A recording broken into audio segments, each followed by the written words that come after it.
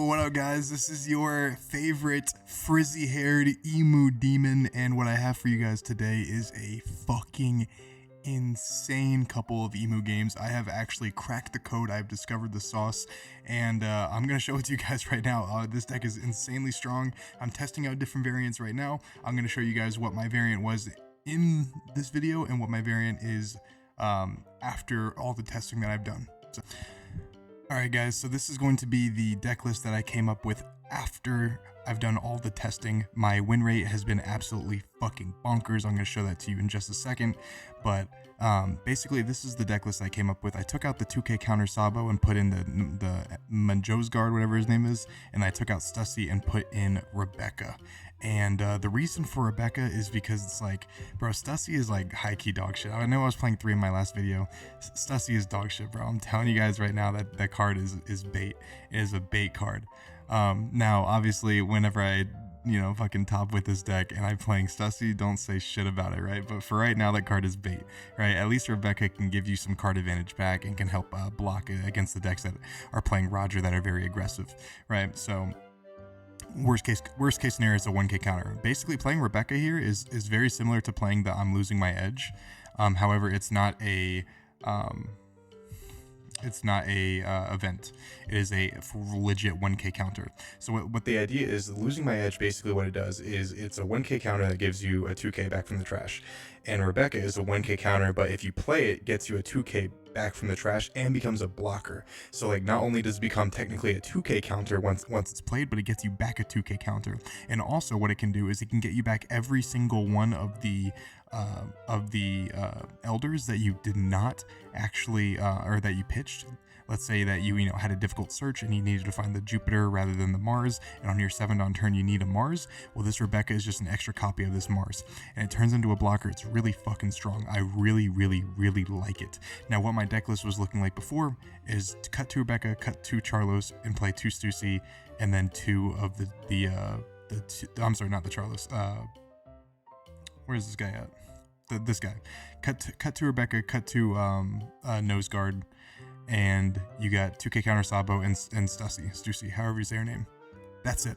That's the only difference with this deck from the videos I'm going to show you guys. So please, real quick, the Metafy guide is out. It's 20 bucks. It has the guides for Ace, Emu Mirror, Green Zoro, and it has a little bit about Roger, but I'm still kind of figuring out the Roger matchup, so it's not complete yet on Roger. But it has the main 3 decks that you guys are looking for and how to play into each one of them with like mulligan guides and stuff. It's going to be super informative. Check it out below. It's 20 bucks. Okay, just fixed my audio issues. We're back to normal now. So we got 40 games on the Western. I'm pretty sure they reset them as well, because I think last week I played like an extra 50 games on top of this, and then in addition to those 90 games on the West, I played like over 150 games on the East. So I played a lot of OP13 so far, guys. A lot of matches on OP13, and this is the result ever since the rank reset. I have 2 games against Zoro where I completely fucked up. I'm actually gonna make a video about that soon, so I should have a better win rate into Zoro than I do. But 80% win rate into Ace, 100% Emu win rate into Emu in the mirror, and then just some like random like rogue stuff here and there.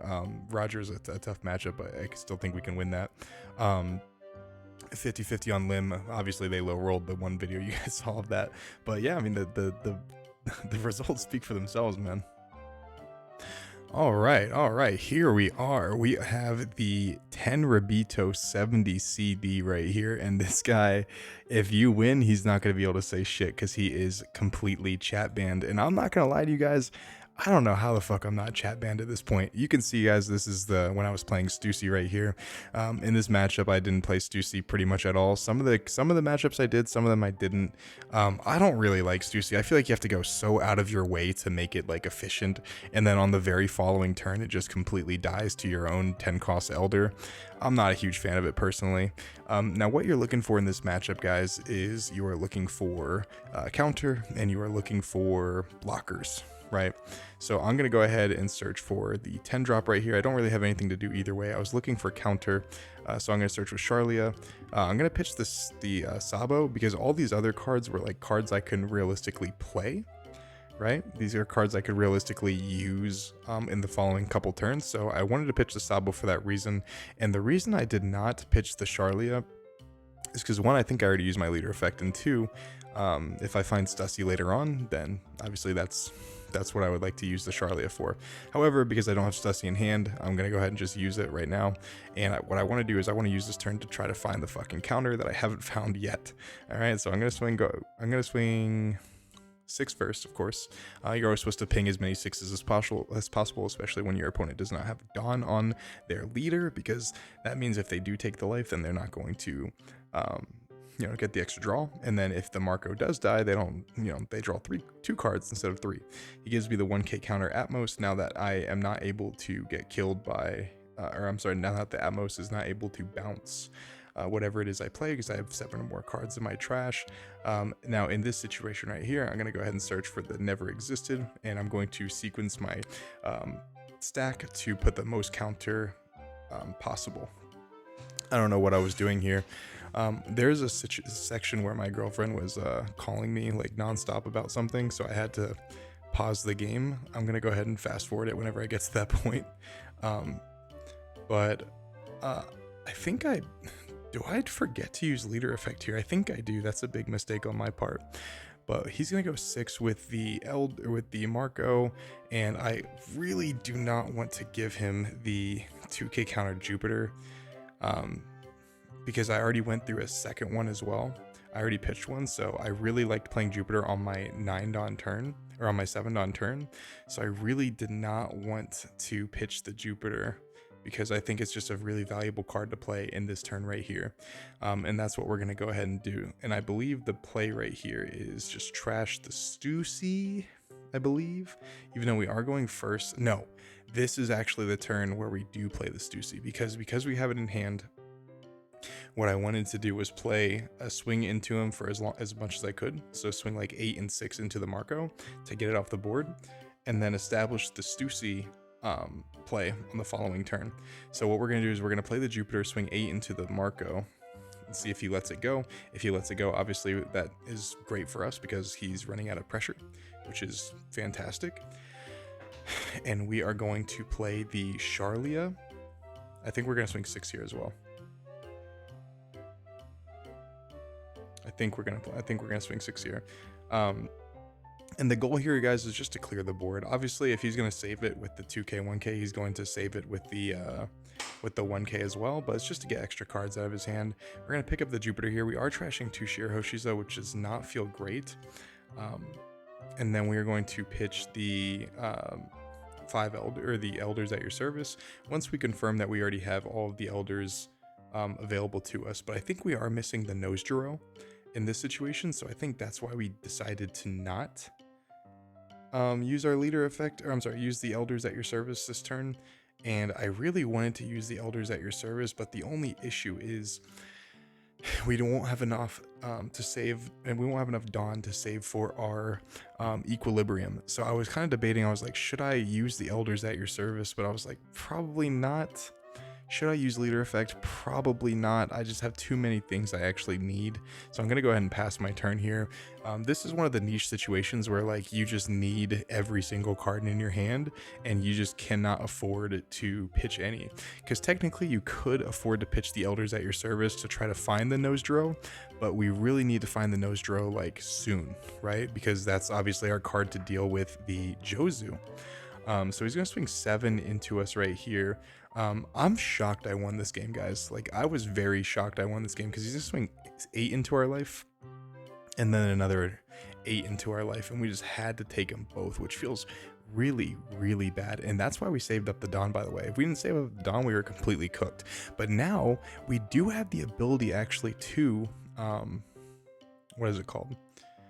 We do have the ability to swing into the Jozu and then pop the Marco. And then I realized, I was like, if I play the Stussy here, then I probably just lose no matter what. And this is why the Stussy is like mega ultra dog shit. Because I was like, in this universe, like I'm so far behind if I play the Stussy that I have to like, yeah, I can trash my Charlie, I kill his Newgate, but then he just goes 999 and kills me.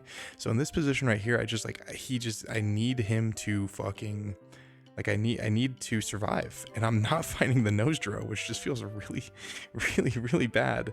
And I'm in a really bad spot here, guys. I'm in a really bad spot here. I'm out of options. How do I, honestly, how the fuck do I win this game? How the fuck do I win this game? I actually don't even know. I'm out of options to find the nose drone, and I don't have the ability to play the elders because I'm on 9 Dawn. So I'm like, okay, I could try to chip away at his hand, kill the Jozu, right? Save some Dawn up, kill the Marco, save some Dawn up, just try to survive, like block, you know, counter out, try to survive.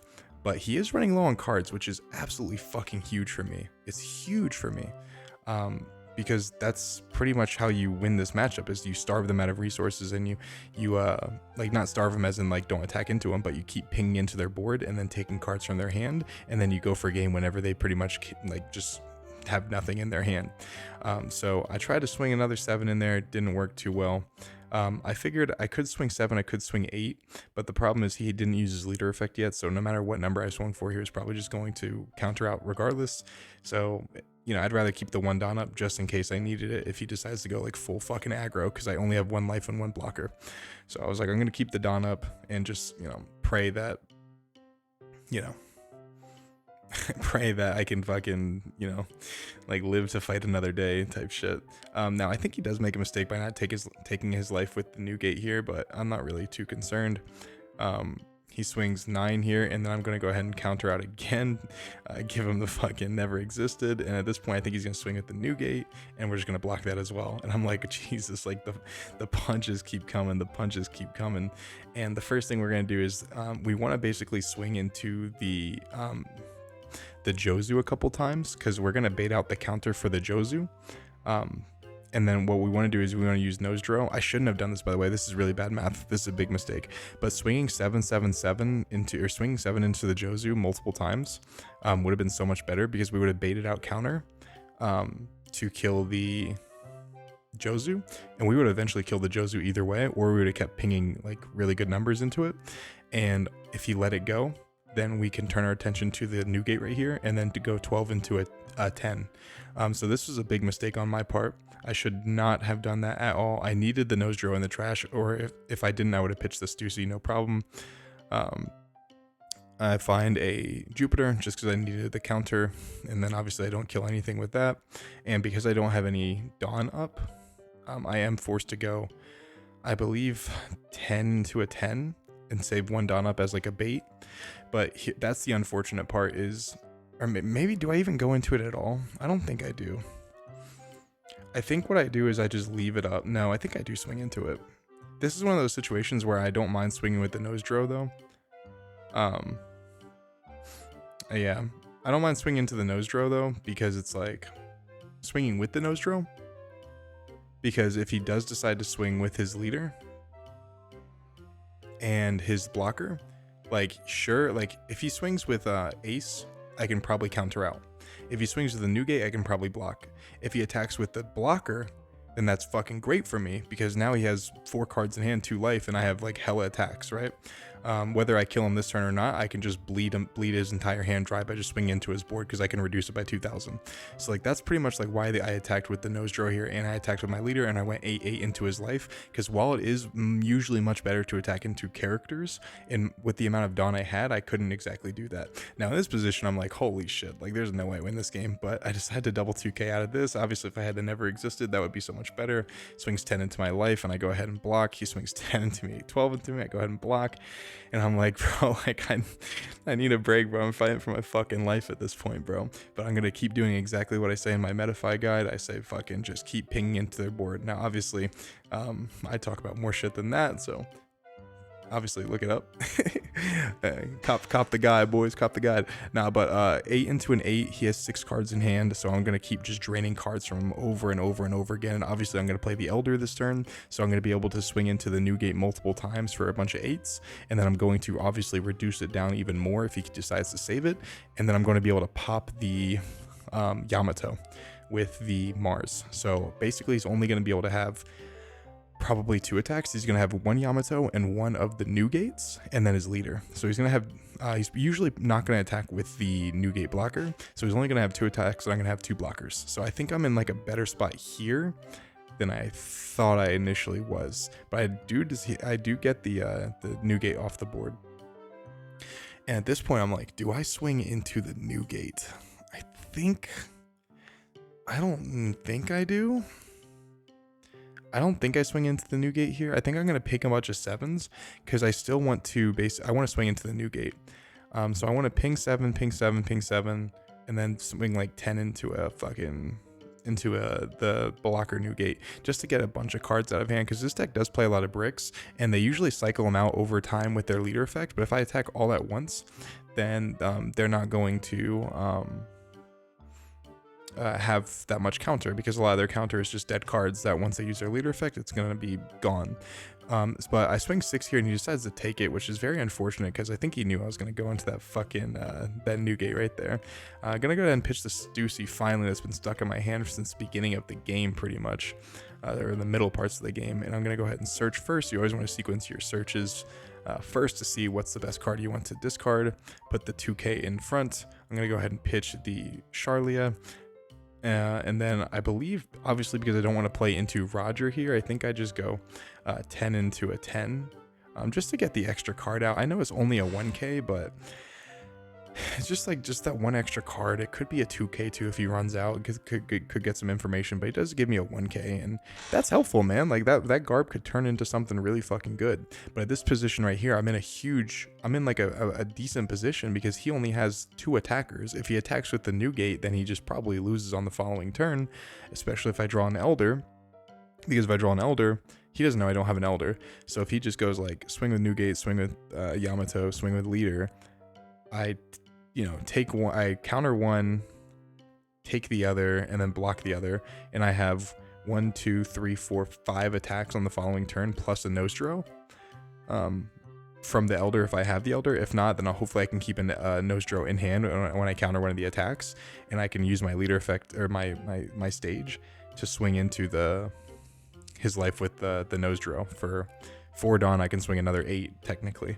So it's like I have so many fucking attacks on the following turn that he just cannot turn that Newgate sideways to attack. But him not turning the Newgate sideways is also just allowing me to like basically increase my advantage. So he's kind of in a lose-lose situation. And this is the strategy that I discovered against this deck is like, I'm not gonna lie, guys, I haven't seen a lot of Eastern gameplay with this deck. Like I every time I go to watch it, there's always like 2 or 3 videos that pop up of like the East playing games, and sometimes when I'm watching these games, like the players are playing so fucking like weird that I'm like, bro, I can't even, like, this doesn't seem like the right move, like the right strategy, so I can't even like take advice on like what they're doing, because a lot of times they're just being fucking weirdos, bro. Like they play fucking weird over there. So he's gonna swing 6. He's gonna swing 5 with the Garp. I'm gonna go ahead and counter. He's gonna swing 6 with the Yamato. I'm gonna go ahead. I think I equilibrium out of this. Do I equilibrium out of this? I think I do. And the reason I would equilibrium out of this is because I know for a fact that I can't die on the following turn still, because he's gonna turn that Newgate sideways. Do I take it? I guess I do take it. Fuck. I mean, I don't know if I would have done that, honestly. But then again, I guess I wanted to see what my last life was. But he decides to go ace. He goes for fucking game here, actually. I guess he realizes he can't survive. So he goes ace here, and I give him the fucking equilibrium, and then he swings 7. And then obviously I block. And if he swings 12 again, then he's just dead. And that's it.